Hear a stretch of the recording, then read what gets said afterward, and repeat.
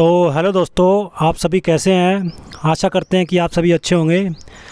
बात करेंगे भाषा कौशल की और ये हिंदी पेडागोजी के अंदर 6 चैप्टर रहेगा। इससे पहले के जो 5 चैप्टर हैं आप प्ले लिस्ट से उनको देख सकते हैं। तो चलिए शुरू करते हैं। भाषा कौशल मनुष्य समाज में अन्य व्यक्तियों से संप्रेषण करने के लिए वह बोलकर या लिखकर अपने विचारों को अभिव्यक्त करता है तथा सुनकर या पढ़कर उनके विचारों को ग्रहण करता है। भाषा से संबंधित इन चारों क्रियाओं के प्रयोग करने की अक्षमता को भाषा कौशल कहा जाता है। तो सबसे पहले हमने यही समझा कि भाषा कौशल क्या होता है। तो कोई भी जो मनुष्य होता है वो समाज में अन्य व्यक्तियों से संप्रेषण करता है, मतलब बोलचाल करता है, उनसे बातें करता है और बातें करने के माध्यम से वह बोलकर या लिखकर अपने विचारों को अभिव्यक्त करता है तथा सुनकर या पढ़कर उनके विचारों को ग्रहण करता है। तो इस तरीके से संप्रेषण होता है और भाषा से संबंधित इन चारों क्रियाओं के प्रयोग करने की अक्षमता को ही भाषा कौशल कहा जाता है। इनका विकास एवं इनमें जो दक्षता होती है वो दक्षता प्राप्त करना जो है वही भाषा शिक्षण का उद्देश्य होता है। और यह चारों कौशल एक दूसरे से अंतर संबंधित होते हैं, अर्थात किसी न किसी रूप में एक दूसरे पर निर्भर करते हैं। व्यक्ति के सर्वांगीण विकास में भाषा कौशल की महत्वपूर्ण भूमिका होती है। अब बात करते हैं कि भाषा कौशल के जो 4 भाग होते हैं वो कौन कौन से होते हैं। तो चारों इम्पोर्टेंट्स भाग को हम देख लेते हैं कौन कौन से होते हैं। सबसे पहले होता है श्रवण कौशल, जिसको हम शॉर्ट में बोल सकते हैं सुनकर अर्थ ग्रहण करने का कौशल। वाचन कौशल सेकंड नंबर पर आता है, जिसको हम बोल सकते हैं बोलने का कौशल। तीसरे नंबर पर आता है पठन कौशल, जिसको हम पढ़कर अर्थ ग्रहण करने का कौशल बोलते हैं। और चौथा जो होता है वो होता है लेखन कौशल, जिसको लिखने का कौशल बोला जाता है। इस पार्ट के अंदर हम श्रवण कौशल की बात करेंगे, सुनकर अर्थ ग्रहण करने वाले कौशल की बात करेंगे। तो उसके बारे में हम जानेंगे भाषा के अंदर कि श्रवण कौशल की किस तरीके से इम्पोर्टेंस रहती है, महत्वपूर्ण रहता है ये। तो सबसे पहले बात करते हैं कि श्रवण कौशल होता क्या है। तो श्रवण मतलब सुनना। श्रवण का अर्थ क्या होता है? सुनना होता है, अर्थात श्रवण कौशल का संबंध कर्ण या कान से होता है।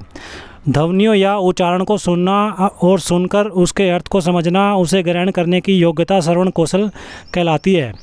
श्रवण एवं पठन कौशल को ग्रहात्मक या फिर ग्रहित कौशल कहते हैं। और ये कई बार एग्ज़ाम के अंदर आ चुका है, सीटेट एग्ज़ाम के अंदर बहुत बार रिपीट हो चुका है ये क्वेश्चन कि श्रवण कौशल को और किस नाम से जाना जाता है। तो श्रवण कौशल को जो है पठन कौशल को ग्रहात्मक या ग्रहित कौशल के नाम से भी जाना जाता है। आगे श्रवण कौशल अन्य भाषीय कौशलों को आधार प्रदान करता है। छात्र कविता, कहानी, भाषण, वाद विवाद आदि का ज्ञान सुनकर ही प्राप्त करते हैं।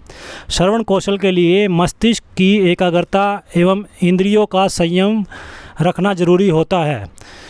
तो ये था श्रवण कौशल के बारे में। उसके बाद श्रवण कौशल का महत्व के बारे में जानते हैं कि श्रवण कौशल का महत्व किस प्रकार से ज़रूरी होता है। तो सबसे पहले बच्चा जन्म के बाद ही सुनने लगता है। यह ध्वनियाँ उसके ज्ञान का आधार बनती है। श्रवण कौशल ही अन्य भाषाई कौशलों को विकसित करने का प्रमुख आधार बनता है। इससे ध्वनियों के सूक्ष्म अंतर को पहचानने की क्षमता भी विकसित होती है। विभिन्न साहित्यिक एवं सांस्कृतिक कार्यक्रमों की प्राप्ति में ये सहायक होता है। उसके बाद श्रवण कौशल शिक्षण के क्या है कि उद्देश्य के बारे में हम जानेंगे। ये भी बहुत इंपॉर्टेंट है, इसमें से भी काफ़ी ज़्यादा क्वेश्चन जो है सीटेट एग्ज़ाम के अंदर आते हैं। तो श्रवण कौशल के उद्देश्य क्या रहेंगे? सबसे पहले श्रुत सामग्री का सारांश ग्रहण करने की योग्यता विकसित करना। उसके बाद धैर्यपूर्वक सुनना और सुनने के शिष्टाचार का पालन करना। उसके बाद ग्रहणशीलता की मनस्थिति बनाए रखना और शब्दों, मुहावरों और लोकोक्तियों का अर्थ का भाव समझना। उसके साथ ही छात्रों में भाषा का साहित्य के प्रति रुचि पैदा करना इसके अंदर शामिल रहेगा, इसका उद्देश्य रहेगा श्रवण कौशल का। उसके बाद छात्रों का मानसिक एवं बौद्धिक विकास करना भी इसका उद्देश्य रहेगा। भावों, विचारों को ढंग से समझने की शक्ति का विकास करना भी श्रवण कौशल का उद्देश्य रहता है। उसके बाद बात करेंगे श्रवण कौशल विकसित करने की शिक्षण विधियाँ कौन कौन सी हैं। तो सबसे पहले आता है कहानी सुनाना। सुनने के अंदर क्या आएगा? सबसे पहले कहानी सुनाना। तो कहानी के द्वारा बच्चों का ध्यान सुनने की तरफ आकर्षित किया जा सकता है। उसके बाद श्रवण कौशल विकसित करने की दूसरी विधि प्रश्नोत्तर विधि कहलाती है। तो प्रश्नोत्तर विधि के अंदर क्या होता है?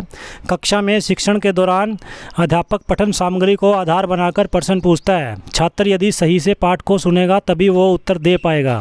पठित सामग्री के आधार पर प्रश्न पूछने से छात्र कक्षा में पढ़ाई गई बातों को ध्यानपूर्वक सुनेंगे। पॉइंट नंबर 3 जो आता है शिक्षण विधियों के अंदर, तीसरी जो विधि आती है वो आती है भाषण विधि। और भाषण विधि के अंदर क्या होता है कि प्राय यह मौखिक कौशल को विकसित करने का साधन होती है, और किंतु छात्रों को पहले यह बता दिया जाता है कि भाषण को वो ध्यान से सुने, जिससे उनको भाषा का ज्ञान होगा। उसके बाद जो चौथी विधि आती है वो आती है कविता सुनाना। तो चौथी विधि जब कविता सुनाना आती है तो इसके अंदर क्या होता है कि श्रवण कौशल को विकसित करने के लिए छात्रों को कविताएं सुनाई जाती है। कविता के माध्यम से उनके श्रवण कौशल का विकास किया जाता है, जिससे उनकी भाषा का विकास होता है। उसके बाद श्रवण कौशल के शिक्षण हेतु श्रवण दृश्य सहायक सामग्री, और इसमें से बहुत ज़्यादा क्वेश्चन जो है बहुत बार सीटेट एग्ज़ाम चाहे प्राइमरी लेवल हो या टीजीटी लेवल हो काफ़ी बार रिपीट हुए हैं। तो ये जो है मोस्ट इम्पोर्टेंट पार्ट रहेगा इसके अंदर। तो श्रवण कौशल के शिक्षण हेतु श्रवण दृश्य सामग्री कौन कौन सी हो सकती हैं? सबसे पहली टैप रिकॉर्डर, दूसरी रेडियो, तीसरा चलचित्र, चौथा ग्रामोफोन, पांचवा वीडियो और छठा कंप्यूटर।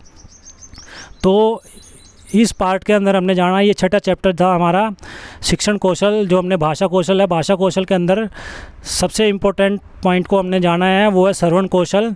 ये पहला पार्ट रहेगा इसका। इसके अगले पार्ट के लिए तो वीडियो को ज़्यादा से ज़्यादा लाइक कीजिए एंड अगले पार्ट्स के लिए चैनल को सब्सक्राइब करना न भूलें। धन्यवाद।